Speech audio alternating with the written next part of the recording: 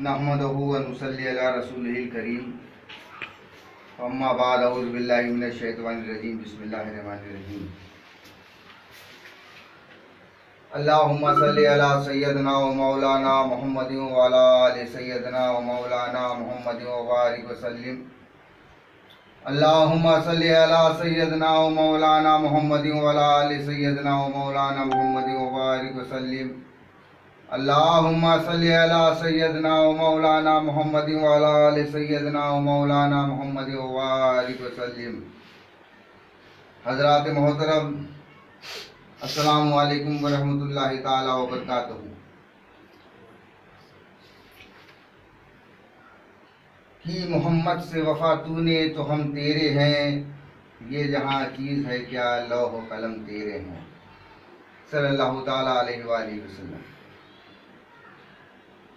अल्लामा इकबाल का ये शेर जब उन्होंने तहरीर किया तो उन्हें अल्लामा का लक़ब दिया गया। हज़रात मोहतरम, यकीनी तौर पर एक मुसलमान होने के लिए शर्त अव्वल यही है कि वो अल्लाह की वहदानियत का इकरार करे, रसूल करीम सल्लल्लाहु ताला अलैहि वसल्लम से की रिसालत का इकरार करे और उनसे इतनी मोहब्बत करे कि अपनी जान से ज़्यादा, अपनी माल से ज़्यादा, अपनी औलाद से ज़्यादा अल्लाह के हबीब हज़रत मोहम्मद मुस्तफ़ा सल्लल्लाहु ताला अलैहि वसल्लम को अजीज़ जाने। अजीज़ान मोहतरम,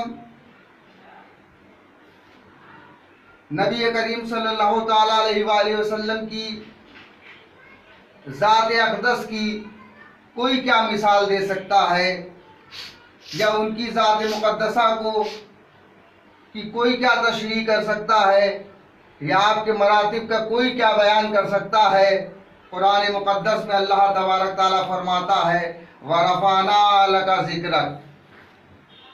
जिन हबीब के ज़िक्र को अल्लाह ने अपने हबीब के ज़िक्र को बुलंद कर दिया, और कुरान मुक़द्दस में 12 जगह इस बात की तरफ इशारा मिलता है कि अल्लाह तबारक ताला ने अपने हबीब नायब परवरदिगार अहमद मुख्तार सरापा नूर हज़रत मोहम्मद मुस्तफ़ा सल्लल्लाहु ताला अलैहि वसल्लम की किस तरह शान बयान की है।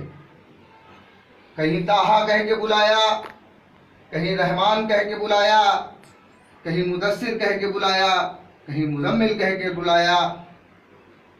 जब कुरान मुक़द्दस की आयतों का आप मुताला करेंगे तो आपको मालूम होगा कि मेरा रब अपने हबीब से कितनी मोहब्बत करता है।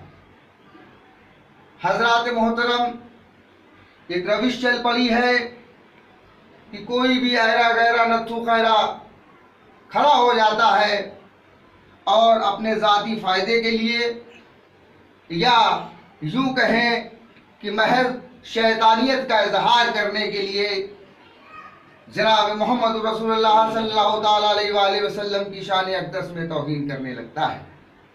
दरअसल ये ज़हनी बीमार लोग ये भूल जाते हैं वो किसकी शान में तौहीन कर रहे हैं। आसमान की जानिब थूक देने से आसमान मैला नहीं होता। तमाम दुनिया में ऐसे लोग गुजरे जिन्होंने अल्लाह की वहदानियत का इनकार किया और आज भी हैं। क्या उनके इनकार करने से रब की रबूबियत पर कोई फर्क आया? तमाम ऐसे लोग हैं जो माज़अल्लाह सुम्मा माज़अल्लाह रब करीम को उल्टा सीधा कहा करते हैं। तो क्या वो रब ना रहा? माज़अल्लाह सुम्मा माज़अल्लाह, वो रब है। वो रब जब भी था, जब कुछ नहीं था, वो रब जब भी रहेगा, जब कुछ भी ना होगा। जनाब मोहम्मद रसूलुल्लाह सल्लल्लाहु ताला अलैहि वसल्लम अल्लाह के नबी, अल्लाह के हबीब, अल्लाह के महबूब जब भी थे, जब आदम आबोगिल की मंजिलत तय कर रहे थे, जब कुछ भी नहीं था तब शान रिसालत थी, और जब कुछ भी ना होगा तब भी शान रिसालत बाकी रह जाएगी। حضرات محترم، یہ جو روش ہے، یہ جو طریقہ ہے، اس میں ایک بین الاقوامی سازش ہے۔ وہ سازش یہ ہے کہ کسی بھی طرح سے مسلمانوں کو بدنام کیا جائے، مسلمانوں کو سڑکوں پر لا کر کے یہ دکھایا جائے کہ دیکھو یہ اس طرح کے مسلمان ہیں، یہ پتھر چلا رہے ہیں، یہ اینٹیں چلا رہے ہیں، یہ گمہ چلا رہے ہیں، یہ اشتعال انگیز باتیں کر رہے ہیں، یہ تفرقہ پھیلا رہے ہیں، یہ نفرت کی باتیں کر رہے ہیں، تاکہ دنیا کو اور بدنام کرنے کا موقع مل جائے۔ یہ جان بوجھ کر کے کیا جا رہا ہے۔ جب کسی چیز کی سازش کی جا رہی ہو تو ہم سب کو اس سے ہوشیار رہنا چاہیے،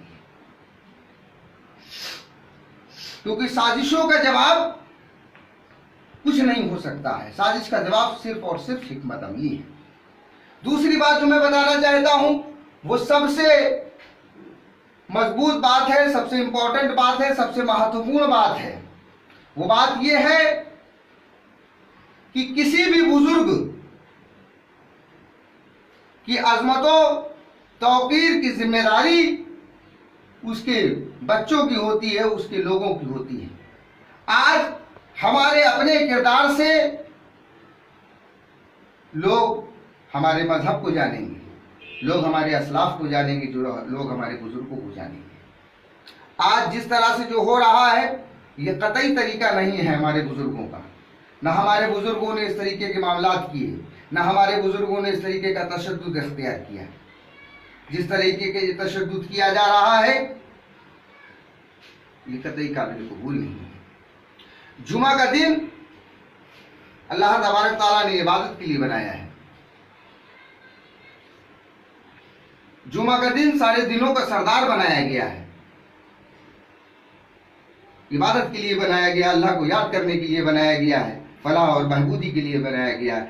آپ کو معلوم ہونا چاہیے، جب اذان دی جاتی ہے تو اذان میں 2 جملے یہ کہے جاتے ہیں، حیا علی الفلاح، آؤ بھلائی کی طرف، آؤ بھلائی کی طرف۔ تو جو دین بھلائی کے لیے بلا رہا ہے، اس دین کے پیروکار اگر جمعہ کی نماز کے بعد تشدد کریں گے تو ظاہر سی بات ہے اس دین پر لوگ انگلیاں اٹھائیں گے۔ ہماری ذمہ داری بنتی ہے کہ ہم اس طریقے کا کوئی بھی کام نہ کریں جس سے ہمارے دین پر اور ہمارے نبی صلی اللہ علیہ وسلم کی ذات اقدس پر انگلی اٹھانے کا لوگوں کو موقع ملے۔ طائف کا میدان ہے، اللہ کے حبیب صلی اللہ تعالیٰ علیہ وسلم وہاں پر تبلیغ کرنے کے لیے گئے۔ آپ نے کیا فرمایا وہاں پر؟ اے لوگوں، آؤ اس رب کی طرف جو ہم سب کا پالن ہار ہے، جو ہم سب کو پالتا ہے، اس رب کی جانب آؤ۔ اور اے لوگوں، یہ سب کام چھوڑ دو جو تم عورتوں کو زندہ زمینوں میں دفن کر دیتے ہو، غلاموں کو ان کے حقوق نہیں دیتے ہو۔ یہ پیغام لے کر کے جب محمد رسول اللہ صلی اللہ تعالیٰ علیہ وآلہ وسلم طائف میں پہنچے تو طائف میں اللہ کے حبیب صلی اللہ علیہ وآلہ وسلم پر پتھر برسائے گئے۔ پتھر برسانا رسول کے مخالفین کا کام ہے، رسول کے معاونین کا کام نہیں ہے پتھر برسانا۔ ہم تو اس رسول کے ماننے والے ہیں جس نے دنیا کو بھلائی کا پیغام دینے کے لیے خود پتھر کھائے ہیں، دوسروں پر پتھر نہیں چلائے۔ سوال اٹھیں گے، ایسے ہوا، ویسے ہوا، کیسے ہوا، تیسے ہوا۔ ہمیں کسی پہ بھی نہیں جانا ہے، ہم کسی پہ بھی نہیں جانا چاہیں گے۔ ایک سمجھدار انسان وہ ہوتا ہے جو اپنے گھر کے بچوں کو غلط کاموں کے کرنے سے روکتا ہے۔ توہین رسالت ایک بہت بڑا مسئلہ ہے۔ بہت ہی ذمہ داری کے ساتھ میں اس بات کو کہنا چاہتا ہوں، اور چونکہ آج سوشل میڈیا کے مادھیم سے بھی ہماری اس بات کو پرچارت اور پرسارت کیا جا رہا ہے، تو میں اس کے ذریعے ہندوستان ہی نہیں بلکہ دنیا کے تمام مشائخ کو، تمام پیروں کو، تمام عالم دین کو یہ بتانا چاہتا ہوں، یہ کہنا چاہتا ہوں کہ جس روایت کی بنا پر پوری دنیا میں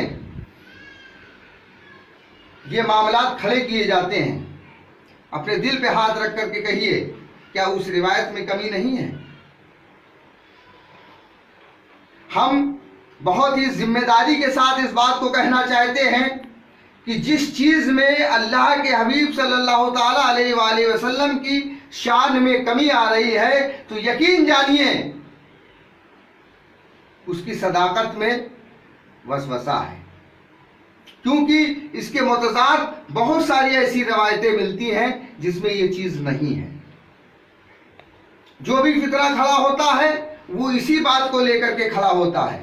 آج غور و فکر کرنے کی ضرورت ہے کہ کیوں نہ اسی چیز کو ختم کیا جائے جس سے آگے چل آنے والے وقتوں میں بھی یہ فتنہ ختم ہو جائے۔ ہمارے لیے ہماری جانوں سے زیادہ، ہمارے مال سے زیادہ، ہماری اولاد سے زیادہ کچھ ہے تو نبی کی محبت ہے اور آل نبی کی محبت ہے۔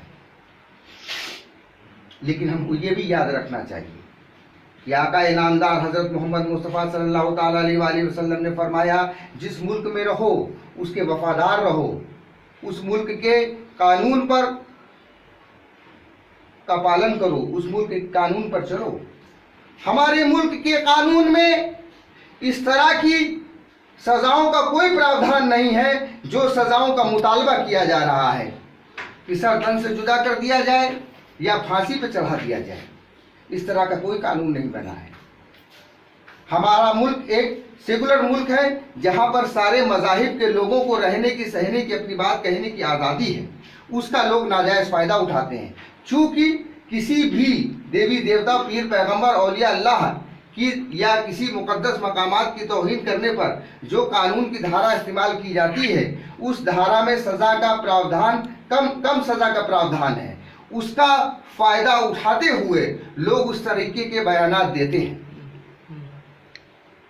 صوفی خانقاہ ایسوسی ایشن کے تمام ذمہ داروں نے صدر جمہوریہ ہند کو یہ خط لکھا ہے اور اس خط میں ہم نے یہ مطالبہ کیا ہے کہ چونکہ اس طریقے کے بیانات سے دیکھیے ہم ایک بات اور واضح کر دینا چاہتے ہیں، اسلام سارے مذاہب کے احترام کا حکم دیتا ہے۔ دنیا میں 1,24,000 کم و بیش انبیاء کرام تشریف لائے اور کوئی بھی خطہ ایسا نہیں ہے جہاں پر انبیاء کرام تشریف نہ لائے ہوں۔ دنیا کی کوئی ایسی جگہ نہیں ہے جہاں پر کوئی انبیاء کرام تشریف نہ لائے ہوں۔ جناب محمد رسول اللہ صلی اللہ تعالیٰ علیہ وآلہ وسلم کے دنیا میں تشریف لانے سے پہلے جو بھی وحدانیت کا پیغام دینے والی ہستیاں ہیں، جو بھی بھلائی کا پیغام دینے والی ہستیاں ہیں، وہ سب ہمارے لیے لائق احترام ہے، لائق تعظیم ہے۔ اسلام ان سب کے احترام کا حکم دیتا ہے، تو ان سب کا بھی اپمان کرنا ہمارے معبودوں کے اپمان سے کم نہیں ہے، ہمارے معبود کے اپمان سے کم نہیں ہے۔ لہذا ہم نے حکومت ہند سے، صدر جمہوریہ ہند سے مانگ کی ہے کہ اس موضوع پر ایک سخت ترین قانون بنایا جائے تاکہ اس طریقے کے بیان دے کر کے لوگ اپنی سیاسی مقاصد کو پورا کرنے کے لیے ملک میں تشدد جیسے حالات نہ پیدا کریں۔ میری تمام ہندوستان کے مسلمانوں سے خاص طور سے یہ اپیل ہے کہ آپ نے دیکھا ہوگا کہ کس طرح سے کل سے سوشل میڈیا پر شوشے پھیلائے جا رہے ہیں بھارت بند کی، جبکہ کسی بھی تنظیم نے، کسی بھی مسلم تنظیم نے اس بند کو نہیں بلایا ہے۔ اس سے آپ اندازہ لگا سکتے ہیں کہ آپ کو بھرمت کرنے کے لیے، صرف اور صرف آپ کو بدنام کرنے کے لیے، صرف اور صرف آپ کو سڑکوں پر لانے کے لیے، صرف اور صرف آپ کے نوجوانوں کو جیلوں میں بھجوانے کے لیے، صرف اور صرف آپ کے نوجوانوں کو مروانے کے لیے، صرف اور صرف آپ کے دین کو، آپ کی ملت کو، آپ کی قوم کو بدنام کرنے کے لیے ایسے حربے استعمال کیے جا رہے ہیں۔ لہذا ان سب چیزوں سے بچنا اور ہمارے بزرگوں کو، اپنے بچوں کو ان سب چیزوں سے بچانا ذمہ داری ہے۔ مجھے معلوم ہے کہ میری بات سننے کے بعد تمام لوگ گالیاں دے رہے ہوں گے، آپ کی گالیوں کو میں خیر مقدم کرتا ہوں اور جیسے آپ نے دی ہے ویسے کہ ویسے میں آپ کو واپس کر دیتا ہوں۔ السلام علیکم ورحمۃ اللہ۔